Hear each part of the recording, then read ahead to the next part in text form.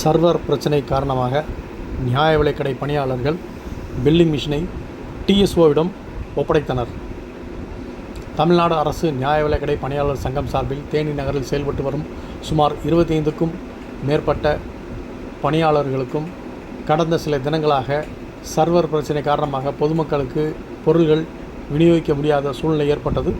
இது குறித்து வட்டாட்சியர் அலுவலகத்தில் வட்ட வழங்கல் அலுவலர் அலுவலகத்தில் புகார் செய்தும் உரிய நடவடிக்கை மேற்கொள்ளப்படாத காரணத்தினால் தேனி நகரில் செயல்பட்டு வரும் 25க்கும் மேற்பட்ட தமிழ்நாடு அரசு நியாய விலைக்கடை பணியாளர் சங்க நியாய விலைக்கடை பணியாளர்கள் தேனி தாலுகா அலுவலகத்தில் வட்ட வழங்கல் அலுவலர் ராஜாவிடம் 25க்கும் மேற்பட்ட பில்லிங் மிஷினை ஒப்படைத்து சரி செய்து தரும்படி